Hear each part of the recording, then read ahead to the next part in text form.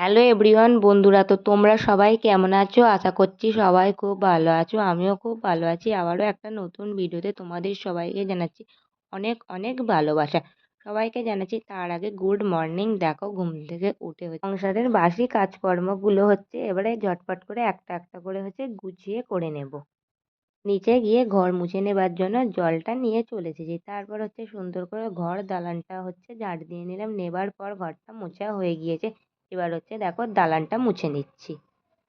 নিচে এসে প্রথমে কলে আসলাম আর এখন বাসনপত্রগুলো মেজে নেবো। কাল রাতে যেসব বাসনগুলো খাওয়া দাওয়া হয়েছে সেই বাসনগুলোই প্রথমে এখন মেজে নিচ্ছিলাম। তারপরে মা রান্নাঘরটা পরিষ্কার করে ঝাড় দিয়ে নেবে। তারপরে আমি গিয়ে মুছে নেবো। সকালবেলাটা এতই আমাদের কাজের তাড়াহুড়ো থাকে না, সেই জন্য আগের দিনে আমি কিছুটা বাসন কিন্তু মেজে রেখে দিই। আর রাতে খাওয়া দাওয়ার পরে যেগুলো থাকে সেগুলো আর তো মাজা হয় না প্রতিদিনে। মাঝের মধ্যে কিন্তু মেজে রাখি, আর মাঝের মধ্যে কিন্তু বেশিরভাগ দিনই মেজে রাখি না, পরের দিন সকালে উঠে মেজে নিই। রান্নাঘরের ভেতর বাইরটা মুছে নিয়েছিলাম। এবার কিন্তু দেখো হাতটা ধুয়ে এসেছি। এবারে উনুন থেকে ছাই নিয়ে হাঁড়িতে আর কড়াতে মাখিয়ে নেবো। আমাদের প্রতিদিনই কিন্তু উনুনে রান্না হয়, সেই জন্য কিন্তু হাঁড়ি কড়াইয়ে ছাই মাখিয়ে নিতে হয়। আর তারপরে আমি উপরে যাব, গিয়ে কিন্তু নাইটিটা চেঞ্জ করে আসবো। এখনই দেখো নিচে আসলাম, এসেই দেখো উনুনটা ধরিয়ে নিলাম। একদিন কিন্তু খুব সহজেই উনুনটা আমি ধরিয়ে ফেলতে পারি। যেমন আজকে কিন্তু একদম শুকনো কাঠ ছিল। মা কিন্তু এটা শুকনো কাঠ কালকেই ছাদ থেকে নামিয়ে নিয়ে এসেছিল, সেই জন্য কিন্তু ভালোভাবে উনুনটা ধরে গিয়েছিল।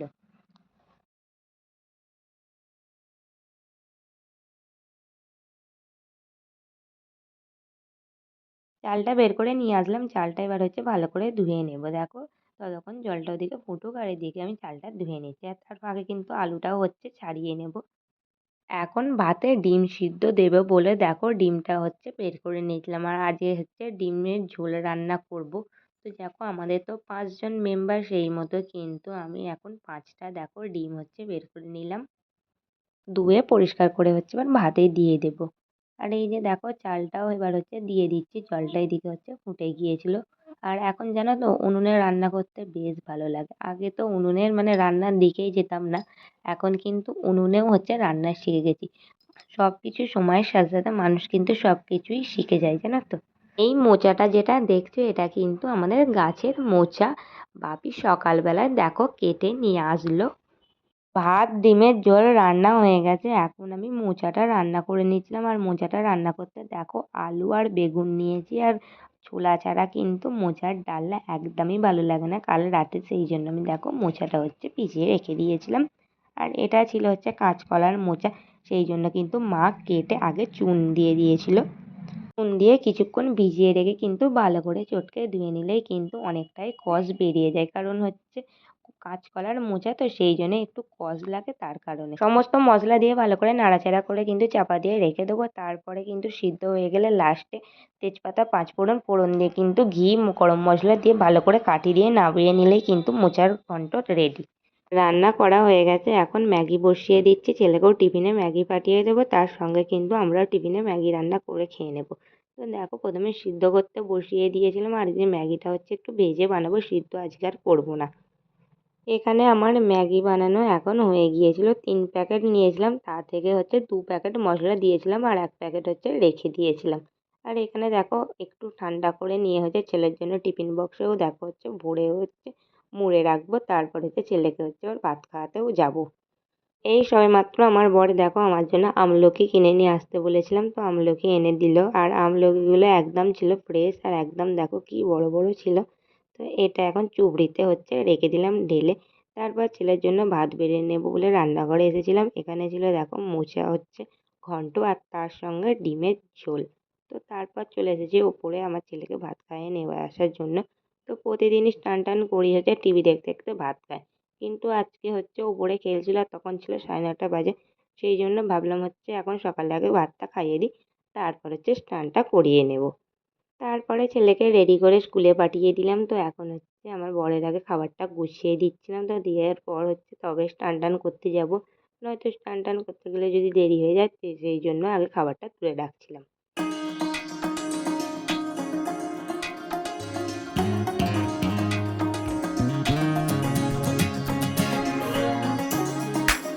এখন খাওয়া দাওয়া করে চলে এসেছি ওপরে। দেখো প্রথমে আলনাটা গুছিয়ে নিচ্ছিলাম।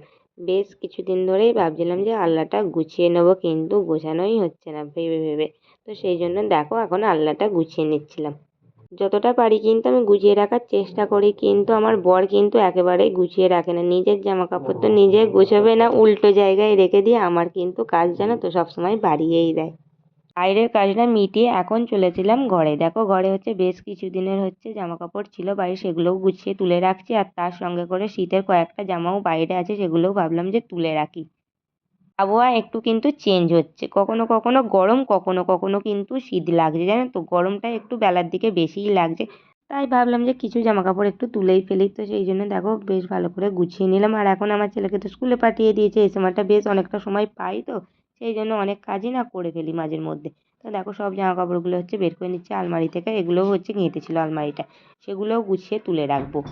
শীত প্রায় শেষের দিকে, কিন্তু দেখো যখন শীত বেশি ছিল আমার ছেলের মোজা যে আমি কোথায় রেখেছিলাম খুঁজে পাচ্ছিলাম না। কিন্তু আজকে আলমারিটা গুছোতে গুছোতে কিন্তু দেখো 4 থেকে 5 জোড়া কিন্তু মোজা পেয়েছি। শীতের একটা প্যান্টও বের করেছি তার সঙ্গে করে। নিচে আসলাম, এসে দেখি মা দোমালা নারকেল কেটে রেখেছিল, ও বেলায় পিঠে হবে সেই জন্য। তো নারকেলটা দেখো আমি হচ্ছে এখন কুড়ে দিলাম। আর নারকেলটা একদম ছিল দেখো কচি, আর জলটাও জানো তো খুব মিষ্টি ছিল। আর এদিকে মা আতপ চালটা ভিজিয়ে রেখেছিল, সেটা এখন হচ্ছে গুঁড়িয়ে নিল। খাওয়া দাওয়া করে এখন ছাদে এসেছিলাম জামা কাপড়গুলো দেখো তুলে নিয়ে আসবার জন্য। তো জামা কাপড়গুলো তুলে নিয়ে আসা হয়ে গিয়েছে, এবার হচ্ছে গিয়ে একটু ঘুমিয়ে পড়বো। তো আবার ছেলে যখন আসবে তখন হচ্ছে নিচে নামবো। তো চলো তাহলে জামা কাপড়গুলো হচ্ছে প্রথমে রেখে দিই। এখন আমার ছেলে স্কুল থেকে বাড়ি আসলো, এবার কিন্তু ওকে ড্রেসটা চেঞ্জ করিয়ে দিয়ে হচ্ছে বিকালে একটু হালকা করে যে দুধ আর হচ্ছে বিস্কুট খাইয়ে দেবো।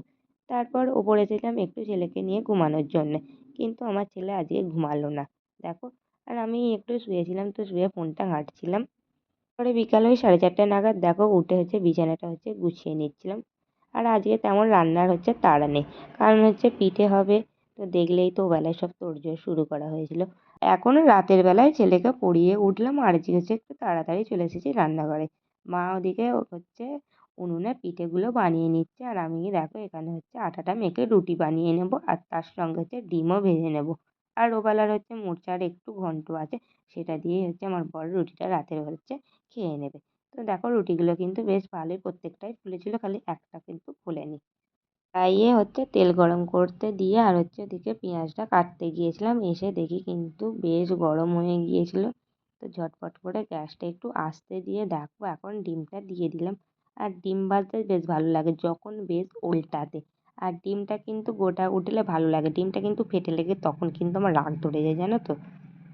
খাবার দাবার গুছিয়ে দিয়ে আসলাম ওপরে, তারপরে এখন চলে এসেছি রান্নাঘরে। এদিকে মায়ের কিন্তু পিঠে প্রায় হয়েই গিয়েছিল আসতে, দেখো খালি এই দুটো পিঠে করলেই কিন্তু হয়ে যাবে। মা কিন্তু সমস্ত পিঠেই কিন্তু খুব সুন্দর বানায়, আর সব কটাই কিন্তু খেতে ভালো লাগে। কিন্তু আজকে যে পিঠেটা পাটিসাপটাটা হয়েছিল না, একটু হচ্ছে জাস্ট ফেটে গিয়েছিল। যখন চালটা গুঁড়ো করা হয়েছিল না একটু দানা দানা রয়ে গিয়েছিল না, সেই জন্য।